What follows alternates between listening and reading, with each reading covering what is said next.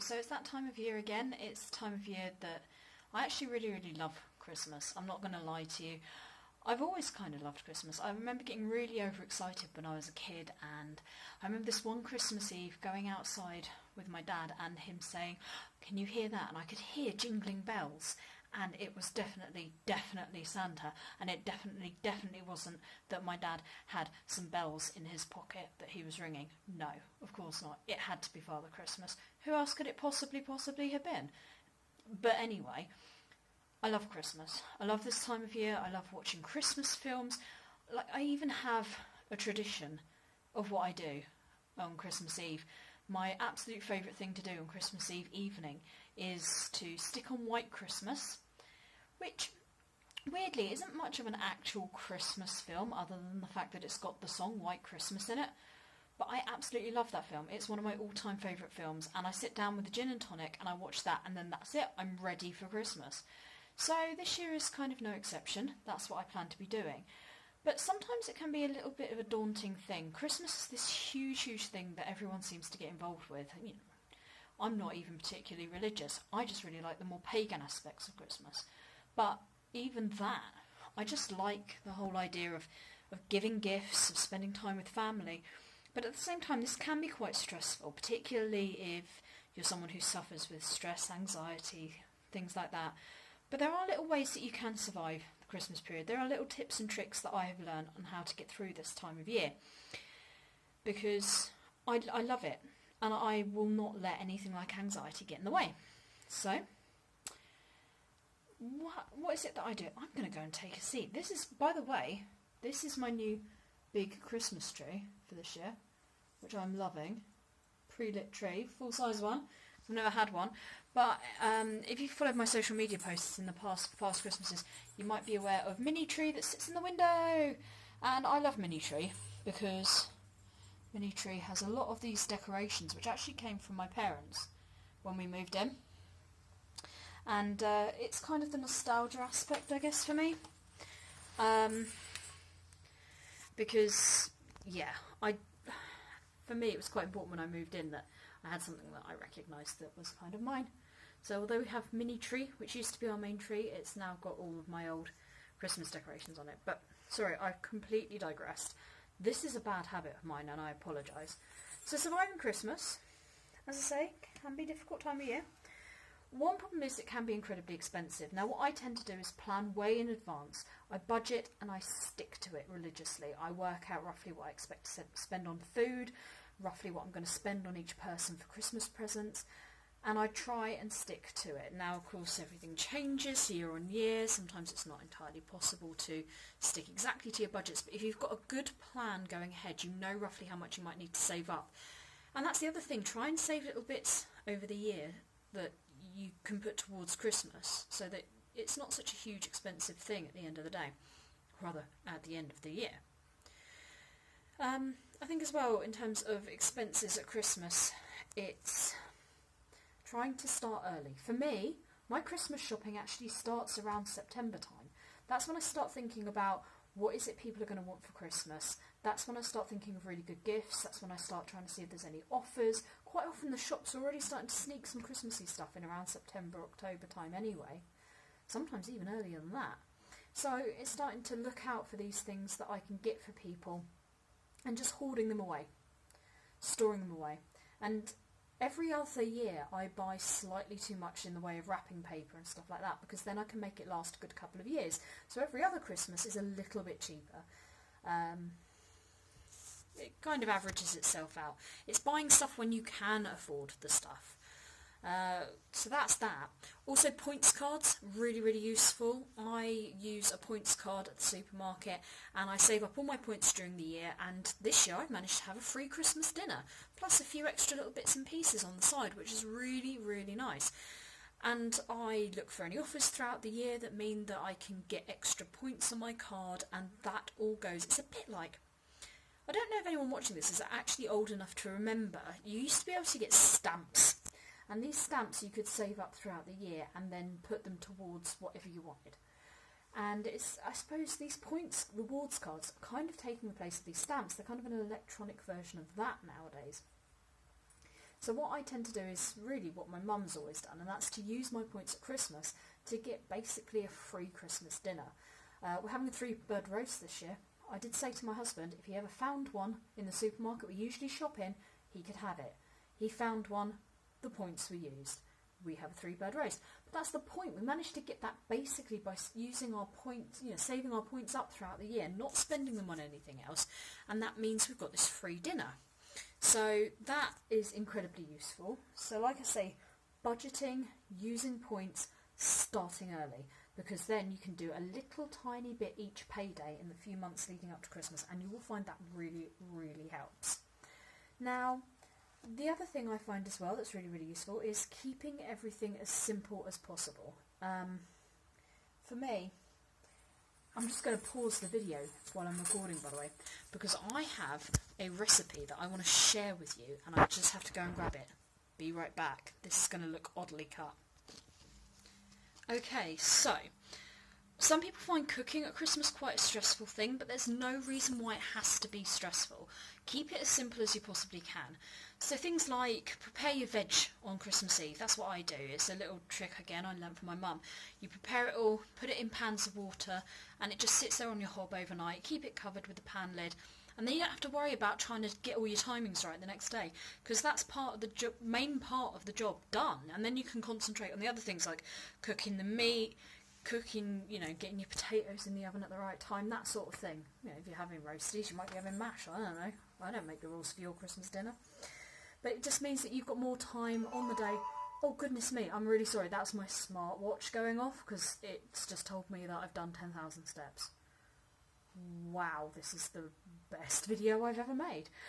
If it's going to happen, it's going to happen. And if you hear beeping in the background, that's my dishwasher finished, but we'll ignore that. So anyway, yeah, back to the cooking. So keep everything simple, do it the night before. In terms of mince pies, I have really warm hands, and I am totally unable to make pastry because it just all clumps together in this like gloopy, horrible mess. So I get ready roll. I get it from the freezer section because it's cheaper and it seems to last longer from the freezer section, but you can get it from fresh as well. And if you get this sort of ready to roll, or even ready rolled pastry, it's perfectly fine to, if you want to make your own mince pies, to do that. Of course, make it even easier, just buy ready-made mince pies. But if you really, really want to have that home touch to your cooking, just get that, get a jar of mincemeat, pop it in a tray, a little like dipped muffin tray. Done. Within 15 minutes, you've got yourself a batch of really convincingly homemade mince pies. So there's that. And then, my recipe for Christmas cake. Keep it simple. This is something that I actually got off the back of a packet of mixed fruit last Christmas, and I kept it because it really works for me. Now, I can't eat almonds. For some reason, they make me projectile vomit. I've not been able to figure out why. It's not really an allergen. It just seems to be an effect that almonds have on me. So for me, Christmas is quite difficult because almonds are in Christmas cake, marzipan, and, of course, things like Christmas pudding. So I have to be really, really careful when it comes to marzipan. And also, what's really, really annoying, almonds. What's really, really annoying is it's in Toblerone, and I love Toblerone. So this is the problem that I have. But anyway, this isn't about Toblerone. So this, like I say, this recipe I got off the back of a packet of mixed fruit. It's really simple. All you need is some unsalted butter, 130 grams of brown sugar, half a tablespoon of black treacle, 1 to 2. It says half on here, but I do 1 to 2 tablespoons of black treacle, 2 medium eggs. Now it says 100 grams of plain flour, but I actually do 80 plain flour and 20 self-raising because I never use baking soda in any of my bakes. So that's what I tend to do. 2 teaspoons of mixed spice and about 500 to 600 grams of mixed fruit. And when you make it, it looks like it's basically just barely sticking the fruit together, but that's absolutely right because it needs to be really, really dense. And then I cook it in the oven for about 2.5 to 3 hours. It says here 140 degrees, 130 fan, and gas mark 1. So you're talking really low temperatures here. So leave it in until it's done. Just keep, when you think it's not roughly done around the 2 hour to 2.5 hour mark, just prod it. And if it's still wet, bung it back in for a little bit longer. So mine tends to be 2.5 to 3 hours. Then just let it cool. I also put a little drop of sherry in with the mix, which makes it take a little bit longer to cook, or you can just feed the cake for weeks afterwards. So what that means is you just kind of drizzle a bit of sherry or whatever it is you're going to use, brandy. Quite a lot of people use brandy. So that's my recipe, and it keeps it simple. There's no almond in that. And when it comes to decorating it, before you put marzipan on there, you would have to boil apricot jam and smother it anyway. Now, you just do that, literally, apricot jam, put it in a pan, boil it, then brush it over with like a pastry brush or something. It's so easy to do. If you want to put marzipan on, just get ready rolled stuff or ready to roll stuff and put it straight on the cake once the jam is pretty much cooled a little bit, and then put icing over the top. Again, get ready to roll icing, put that over the top, and then just decorate it with any little ornaments that you want. I don't have marzipan because of the almond thing, so I just make sure that the cake is entirely sealed with apricot jam, and then this fruit that's in the cake doesn't bleed through into the icing, and it's absolutely fine. And that is my recipe for cake. And if you want a kind of written recipe, let me know through social media channels or in the comments below, and I'll write it all out, the method and the ingredients and stuff like that. I can't give you a video making it because I've already made it, and it's not too late. This particular recipe I made really late last year, so it's not too late to be making your Christmas cake using this particular recipe if you want to get in on that. I made it quite early in November this year, but it doesn't really matter. You can still make it now in December. That's absolutely fine. So that's keeping that simple. And then there's the element of actually seeing people. Now, me and my husband have this interesting situation that both sets of parents live quite near to us. Now, we could have them come over for Christmas, but then we've got our brothers that have to come over as well. And then there's various grandparents dotted around quite locally for him and things like that. So all of a sudden it's starting to get big and complicated. If we go to one set of parents, there would be an expectation that we have to go to the other set of parents the following year. For a variety of reasons, we don't want to do that. I won't go into it here, but for a variety of reasons, we don't want to do that. So what we do is we go and visit my parents on Christmas Eve, and there's always been a bit of a tradition that his side of the family get together on Boxing Day. So we still do that, and it seems to be really working for us. It means that on Christmas Day, it's just the pair of us. There's no stress of cooking for loads of people.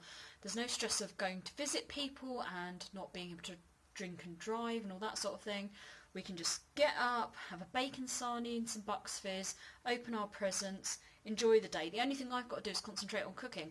But as a lot of you will know, I actually love cooking. Cooking is one of my absolute favourite things to do. To make a meal from scratch and to see it on the table, looking nice, tasting nice, that's one of my absolute favourite things to do, is cook and try new recipes and all sorts of stuff. So I don't mind doing that on Christmas Day. That's all part of the fun as far as I'm concerned, because I love cooking that much. So for us, this is just a formula that works. And it means that we can see people gradually over a few days, and in terms of things like my anxiety, I don't have to worry about being overwhelmed by people, being overwhelmed by the sights, the sounds, the smells. I can just take it easy, enjoy the day, and there's absolutely no stress involved, which is nice, because let's face it, it's Christmas and it should be fun and enjoyable. So these are a few of my survival tips, how I get through the Christmas period, planning ahead, keeping it, as relatively cheap as you possibly can, because Christmas really is that expensive, and just how to cook, how to survive around people, that sort of thing. Some of it's very brief. If you'd like me to expand on any of it, please do let me know. I can always make more videos about the festive season and any specific elements that you want like advice on or anything like that. If you want any recipes, how to make mince pies, how to do Christmas cake. I'm actually going to be making some mince pies this weekend, so I might just show you how my little, cheap trick of using ready-made pastry works and stuff like that. We can go through that if that's what you'd like me to do. But otherwise, if not, have a wonderful Christmas. Try and enjoy it. Try and take the stress out of it and make it fun, because that's what it's all about. And I will see you in the next video whenever I decide on a topic to do a video on. Merry Christmas!